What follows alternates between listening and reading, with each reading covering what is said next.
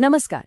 Civil services exam की तैयारी जब फाइनल स्टेज में होती है तो कॉन्स्टिट्यूशन के कुछ हिस्से सुपर इम्पॉर्टेंट हो जाते हैं।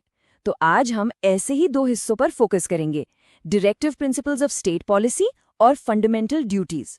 एक तेज लेकिन थरो रिवीजन, ठीक है? तो चलिए इन क्रूशियल कॉन्स्टिट्यूशनल प्रोविजंस को फटाफट समझ लेते हैं। तो आज का हमारा ये रिवीजन सेशन 5 पार्ट्स में डिवाइडेड रहेगा। सबसे पहले डायरेक्टिव प्रिंसिपल्स के बेसिक्स को समझेंगे, फिर देखेंगे कि उन्हें क्लासिफाई कैसे किया जाता है। उसके बाद a very interesting part, rights और प्रिंसिपल्स के बीच का कॉन्फ्लिक्ट, उसको जानेंगे। फिर हम फंडामेंटल ड्यूटीज पर आएंगे और आखिर में जो 11 ड्यूटीज हैं उन्हें एक एक करके एक्सप्लेन करेंगे। चलिए तो शुरू करते हैं पहले सेक्शन से। बात करते हैं directive principles of state policy की, जिन्हें हम शॉर्ट में DPSP भी कहते हैं।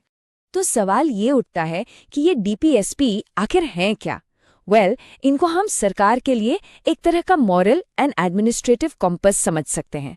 ये वो आइडियल्स हैं, वो गाइडिंग प्रिंसिपल्स हैं जिन्हें स्टेट को, मतलब सरकार को, पॉलिसीज बनाते समय और लॉज इनैक्ट करते समय हमेशा ध्यान में रखना चाहिए। कह सकते हैं कि ये हमारे कॉन्स्टिट्यूशन मेकर्स का देश के लिए एक विजन था। अब इनके कुछ की फीचर्स हैं जो एग्जाम पॉइंट ऑफ व्यू से बहुत जरूरी हैं। पहला तो ये कि ये कॉन्सेप्ट आयरिश कॉन्स्टिट्यूशन से बोरो किया गया है।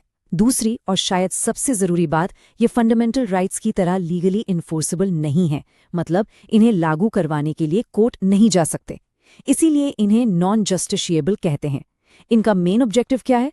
सोशल और इकोनॉमिक डेमोक्रेसी इस्टेब्लिश करना, यानी एक वेलफेयर स्टेट बनाना। और हाँ, डॉक्टर BR अम्बेडकर ने इन्हें इंस्ट्रूमेंट ऑफ इंस्ट्रक्शंस कहा था। ये नाम भी याद रखना जरूरी है। इनके मॉरल इंपॉर्टेंस को देखते हुए famous constitutional expert Granville Austin ने DPSP और फंडामेंटल राइट्स दोनों को मिलाकर कहा था the conscience of the constitution, यानी संविधान की अंतरात्मा। इससे पता चलता है कि हमारे कॉन्स्टिट्यूशनल फ्रेमवर्क में ये कितने फंडामेंटल हैं। पर एक और पर्सपेक्टिव भी है। कॉन्स्टिट्यूएंट असेंबली के ही एक मेंबर थे, KT शाह। उन्होंने एक बहुत प्रैक्टिकल बात कही। उन्होंने DPSP को एक ऐसे चेक से कंपेयर किया जो बैंक तभी पे करेगा जब उसके पास रिसोर्सेज होंगे। मतलब ये आइडियल्स तो बहुत अच्छे हैं, लेकिन इन्हें असलियत में बदलना स्टेट की फाइनेंशियल कैपेसिटी पर डिपेंड करता है। So it's a balance between ideals and reality. चलिए अब आगे बढ़ते हैं।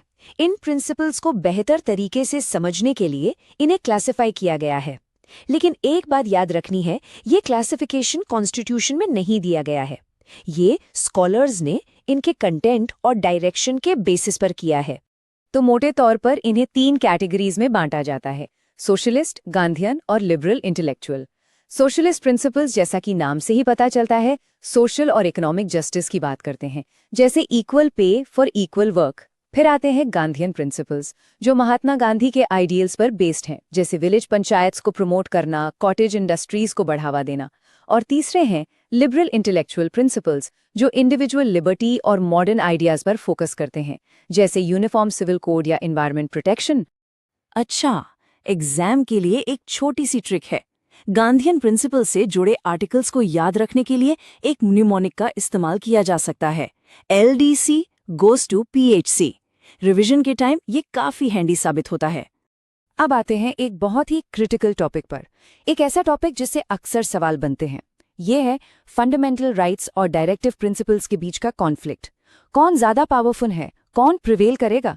इस सवाल पर सुप्रीम कोर्ट का स्टैंड टाइम टू टाइम कैसे इवॉल्व हुआ, चलिए देखते हैं।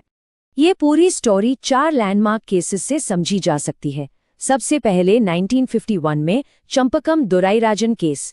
इसमें सुप्रीम कोर्ट ने क्लियर कट बोल दिया कि कॉन्फ्लिक्ट हुआ तो फंडामेंटल राइट्स ही ऊपर रहेंगे। फिर 1967 में गोलकनाथ केस आया, जिसने पार्लियामेंट की पावर को और भी रिस्ट्रिक्ट कर दिया। लेकिन 1973 का केशवानंदा भारती केस एक गेम चेंजर था।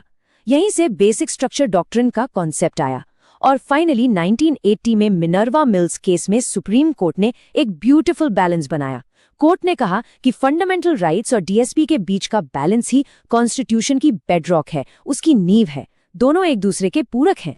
तो इन शॉर्ट, दोनों में मेन डिफरेंस क्या है?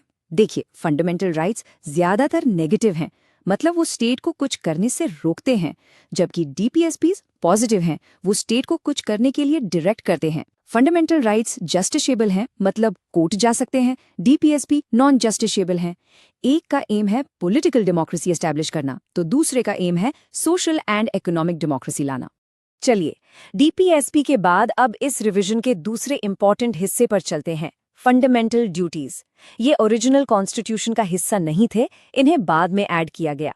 बेसिकली ये रिमाइंड कराने के लिए कि राइट्स के साथ साथ सिटीजन्स की कुछ ड्यूटीज भी होती हैं। तो ये कॉन्स्टिट्यूशन में आई कैसे?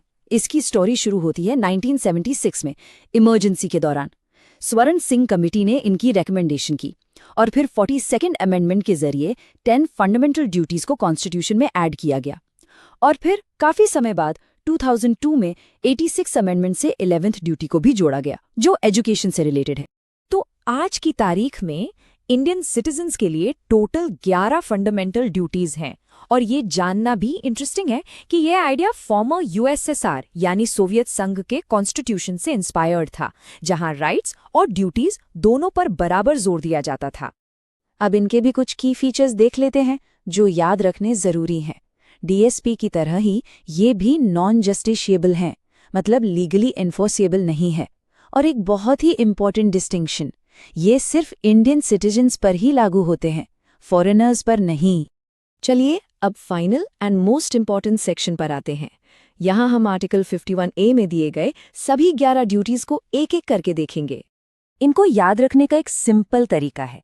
आर्टिकल 51A में इन्हें A से लेकर K तक लिस्ट किया गया है, तो हम भी इसी सीक्वेंस में इन्हें याद रखने की कोशिश करेंगे। तो चलिए फटाफट लिस्ट देखते हैं।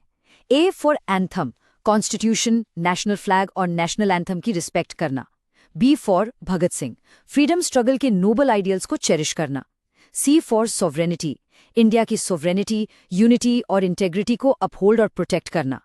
D फॉर डिफेंड, देश की रक्षा करना और बुलाए जाने पर नेशनल सर्विस देना। E for equality, common brotherhood की स्पिरिट को प्रमोट करना। F फॉर फोर्ट, हमारे कल्चर के रिच हेरिटेज को वैल्यू और प्रिजर्व करना। G for greenery, natural environment को प्रोटेक्ट और इम्प्रूव करना। H for humanism, scientific temper और ह्यूमनिज्म डेवलप करना। I for I, public property को सेफगार्ड करना और वायलेंस से दूर रहना। J फॉर JXL, हर स्फीयर में एक्सेलेंस के लिए स्ट्राइव करना। और finally K for knowledge, parents या गार्डियन का कर्तव्य है कि 6 से 14 साल के बच्चों को एजुकेशन के अपॉर्चुनिटीज दें। जैसा हमने पहले कहा, ये ड्यूटीज खुद में नॉन जस्टिशिएबल हैं, लेकिन इसका मतलब ये नहीं है कि इनकी कोई लीगल बैकिंग नहीं है। इनमें से कई ड्यूटीज की स्पिरिट को इनडायरेक्टली एनफोर्स किया जाता है डिफरेंट लॉज के through. For example, national flag की डिसरिस्पेक्ट करना prevention of insults to national honour act 1971 के तहत एक पनिशेबल ऑफेंस है। सिमिलरली, एनवायरनमेंट को हार्म पहुंचाने के लिए वाइल्ड लाइफ प्रोटेक्शन एक्ट जैसे कानून हैं, तो एक इनडायरेक्ट लीगल फ्रेमवर्क मौजूद है। और आखिर में एक सवाल, एग्जाम की तैयारी और लीगल कंपल्शन से हटकर एक सिटीजन की लाइफ में इन प्रिंसिपल्स और ड्यूटीज की असल कीमत क्या है? ये सिर्फ कॉन्स्टिट्यूशन में लिखे शब्द नहीं हैं, बल्कि ये एक एक्टिव और मॉरल सिटीजनशिप की फाउंडेशन है, उसकी नींव है। इस पर सोचना जरूरी है।